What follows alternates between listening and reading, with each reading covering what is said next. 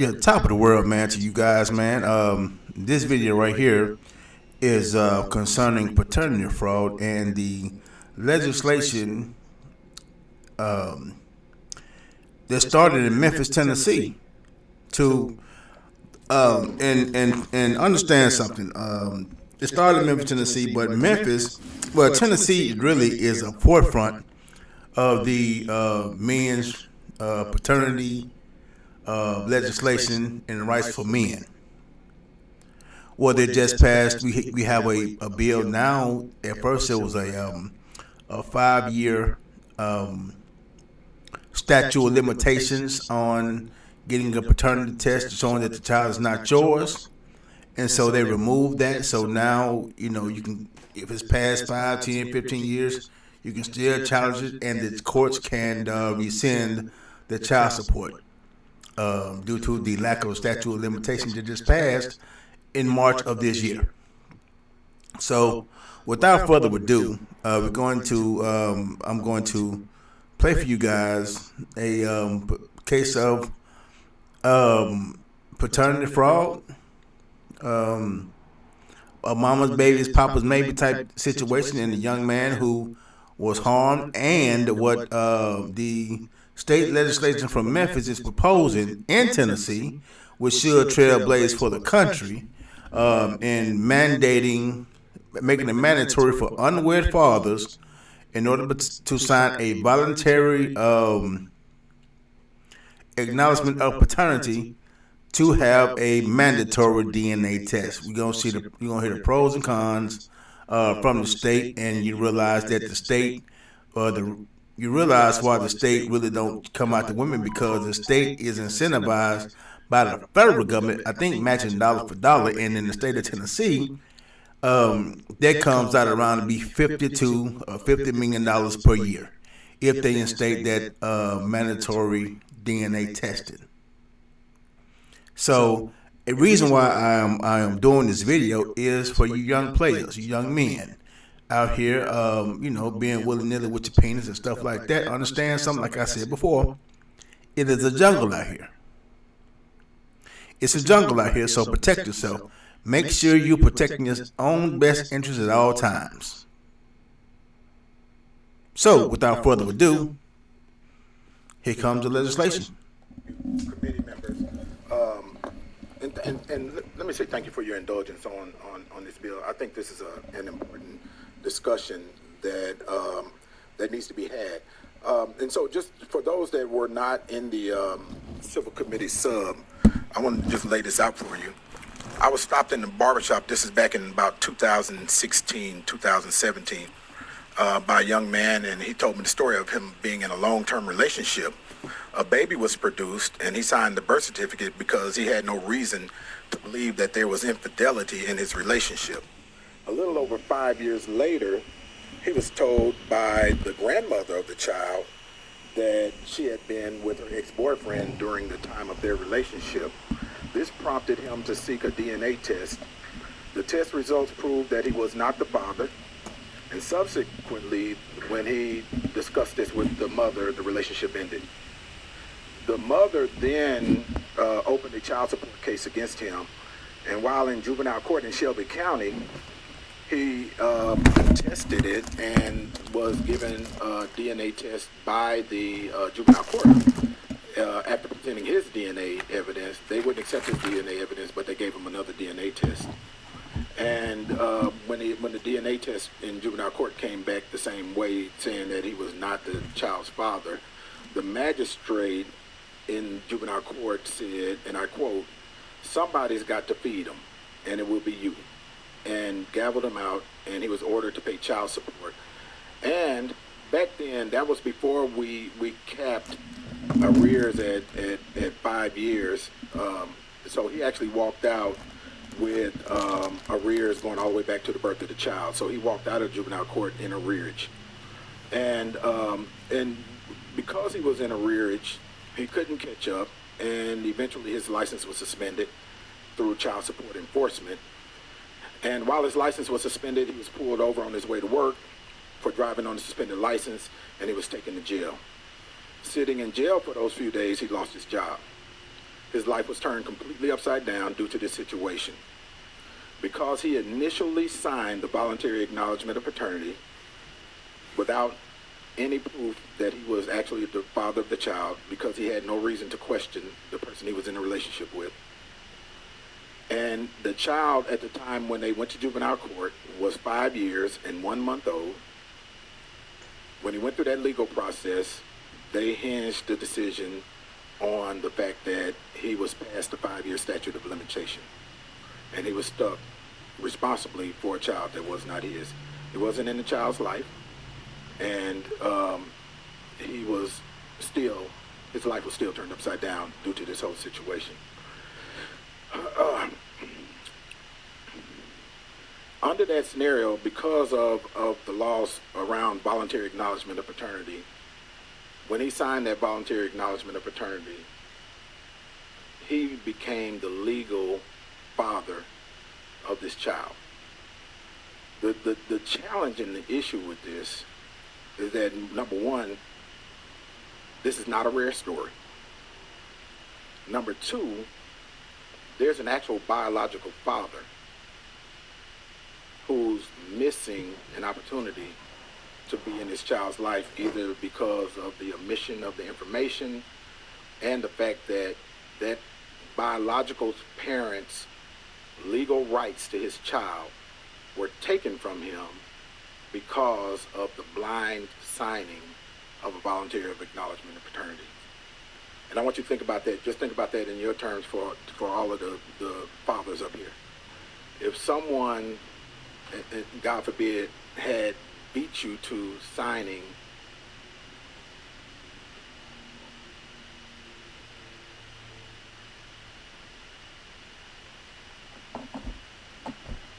a voluntary acknowledgement of paternity, those of you that are not wed, of course, then they would have taken your opportunity to be the legal parent to your biological child based on the policies that are in place. This situation is not rare. One out of every three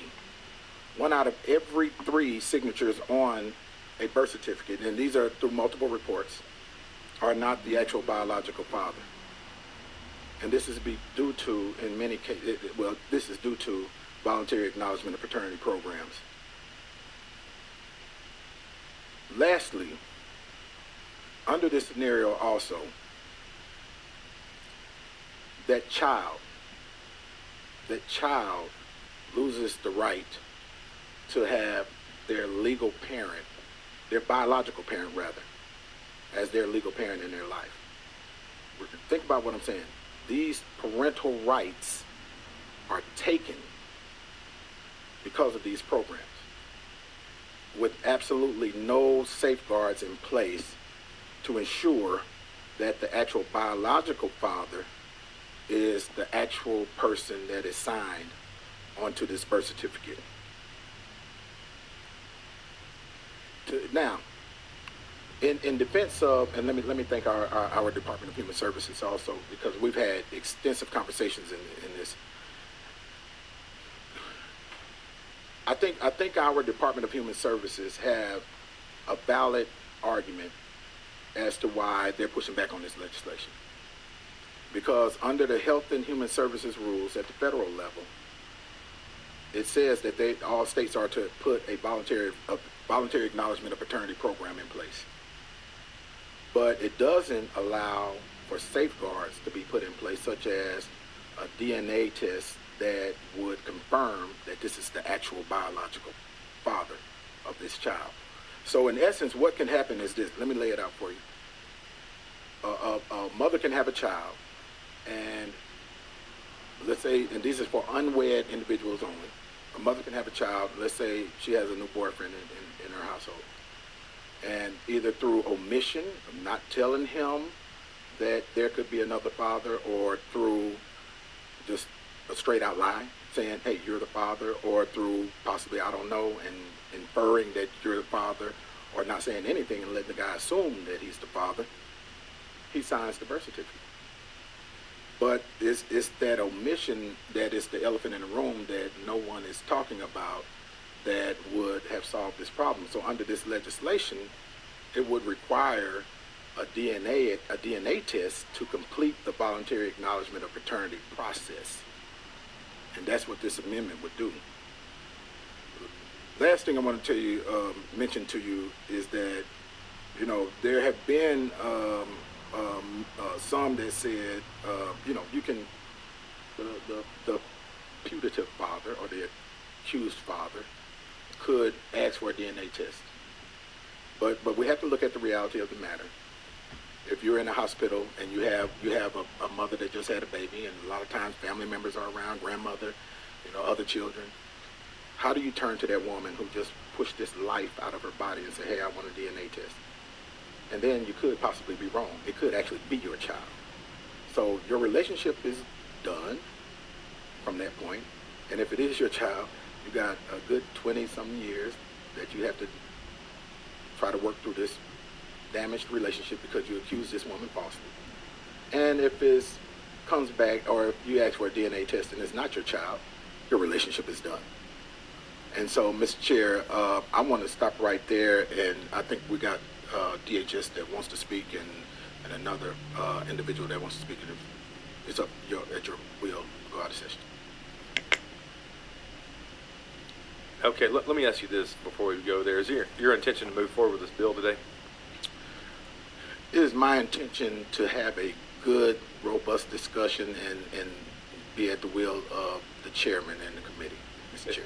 Because I was under the understanding that you wanted to speak on it. Let people testify, then you're going to take it off notice. I just want to know if I'm still on the same page. I think we are. But what I would rather do is have a real summer study on this bill, and we find the solutions to address this issue around HHS rules. But I think it's important for everybody to know HHS rules and everything that comes with it. Okay. So is your intention to move this to summer study once we're finished with this? Yes, sir. Yes, sir. Okay. All right. Members, any objection going out of session? I have Travis Curry. Are you present, sir? Travis?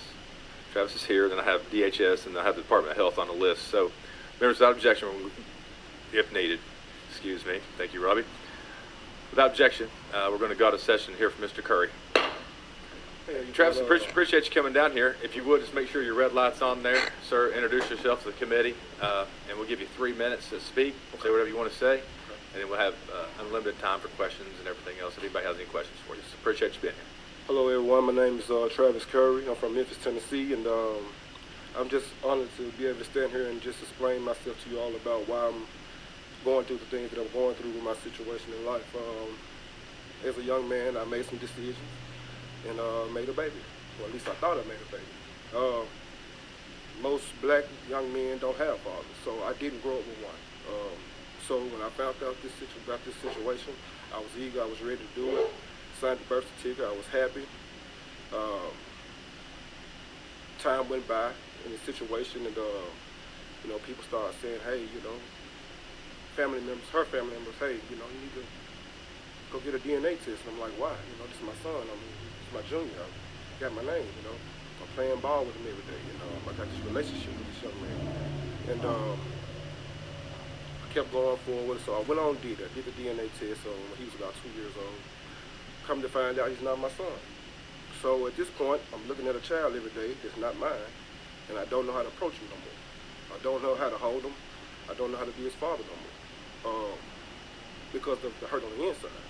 But I know I got a job I got to do because at the time his mother had some trouble with the law. So now this child is in my custody, and every day I have to get this child up and get him together, put his clothes on, take him to school, pick him up, feed him.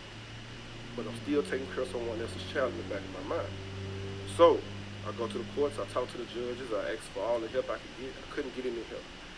I finally got into court, got a DNA test. I presented mine. Once I talked to the magistrate and she saw everything that I had been doing for the past 3-4 years, she finally stopped the child support because keep in mind I was on child support while I had the boy, while she was in jail, incarcerated. So, going forward, she gets out of jail. I had only one rule for this young man, with her. Get yourself together, get a job, get a home, give him his own room like I gave him.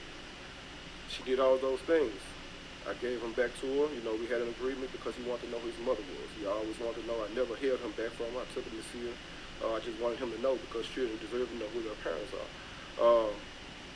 She got out. We did everything. I did what I said I was going to do. I went on and signed him back over to the mother. As soon the first week I gave him back, I got a letter within 3 weeks. Child support. By this time, this young man was about 7. Now I'm in court. I get a DNA test. Juvenile court loses it. We go through the same situation again, so time is still rolling. He's about, this is 2018, the next time we get back in court for this situation. At this time, I hadn't been in his life since he was 6 years old because she totally pulled back until she was getting child support. 2018, the judge told me that, you know, they did a DNA test. It came back that he's not mine.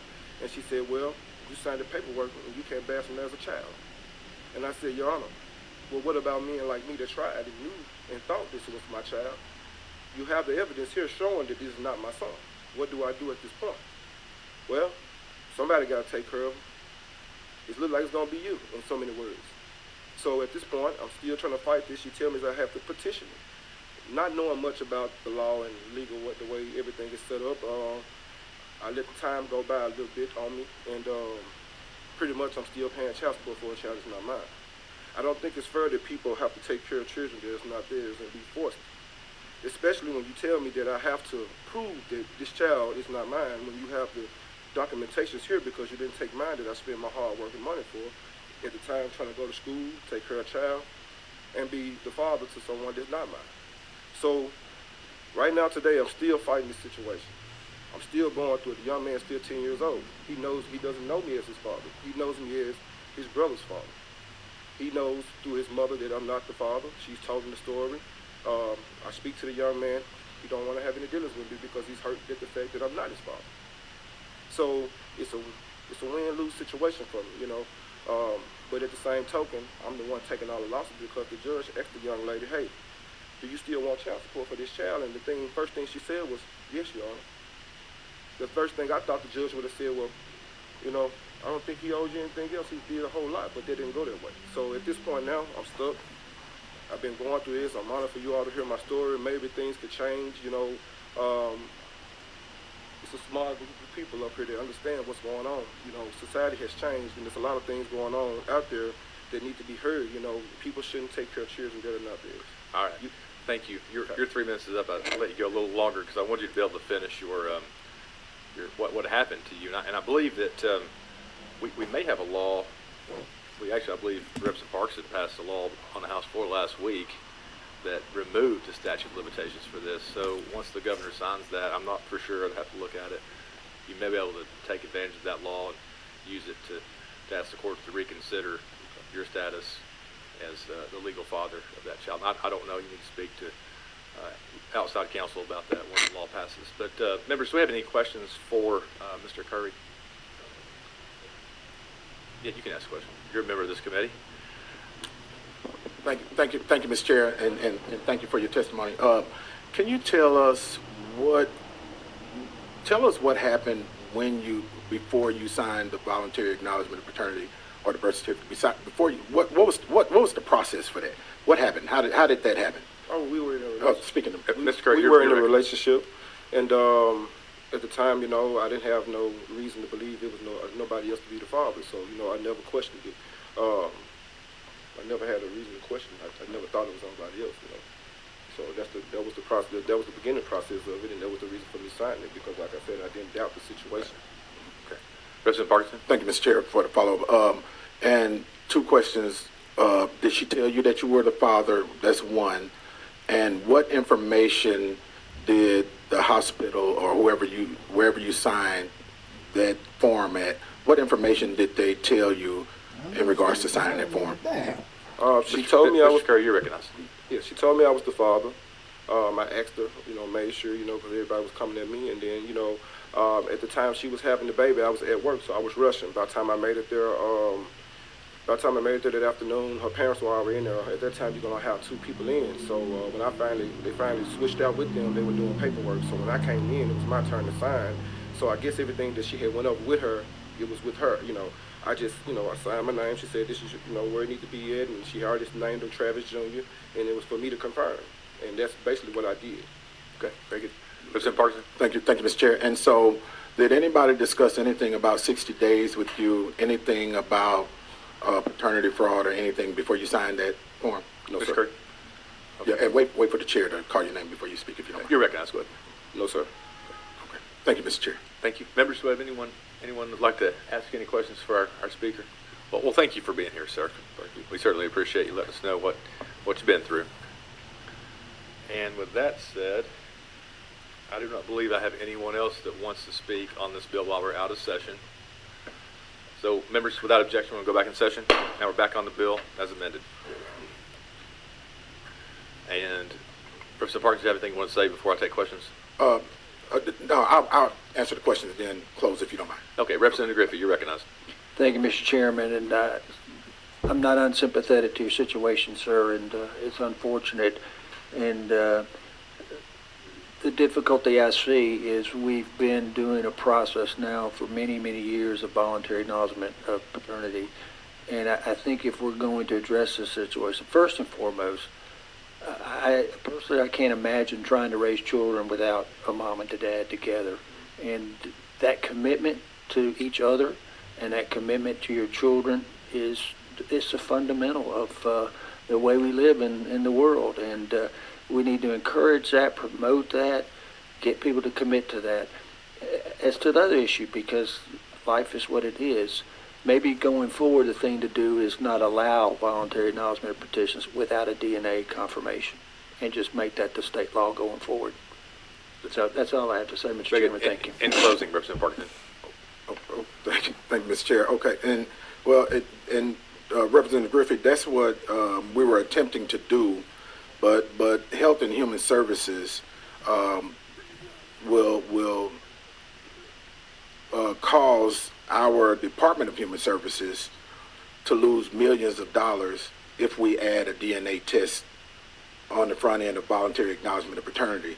And so that's why I'm asking that when we close this out, that when we do the study, if we do a study and do a real study, that we find ways of addressing that without causing Department of Human Services to lose TANF funds and other things. And I think, and to close also, I think it's important also to note that this young man, when he spoke to me, he didn't say it up here, but when he spoke to me, he said that a lot of black men, and this is not just a black issue, so let's be clear, because when I first started running legislation, it was the rural DAs that asked me to help them with legislation. And so, but he came from a vantage point that I would have came from too.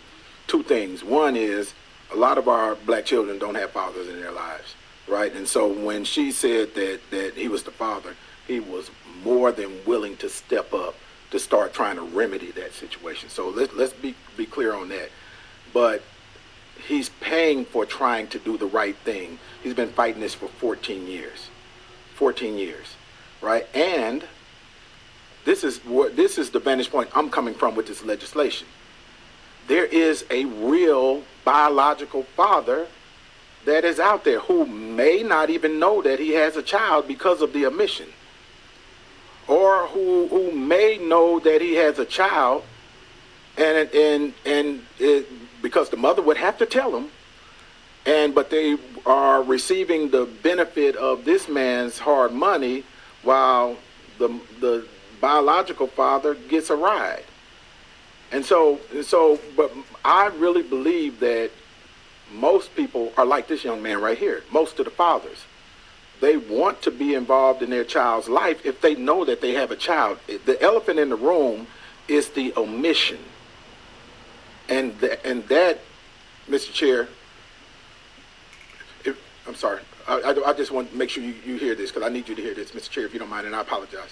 But the elephant in the room is the omission or the non-disclosure of the information that there could be another father, or you might possibly not be the father, or you are not the father. And because if it takes an act of Congress to change the HHS rules, then we need to address the elephant in the room to ensure that biological fathers actually have access to their children. One out of every three do not. And I hope that, this sinks well deep into the psyche of the members and everybody that's listening, so that we can get it right in Tennessee and be the model for making sure that biological parents have access to their actual biological children. Thank you, Mr. Chair. And thank you for that. Next on the list, I have Representative Garrett. Thank you, Mr. Chairman. Mr. Chairman, I move to House Bill 2698 to summer study. That's proper motion, proper second. Any objection? Seeing none, looks like we'll be voting to send House Bill 2698 as amended to a real summer study. So all in favor say aye. Aye. Opposed say no. Ayes have it. Thank you, Mr. Chair. And thank you, committee. Thank you. I think you got a question over there. And thank you to the Department of Human Services. And thank you, Representative Parkinson, for that. Members, we're going to move back now out of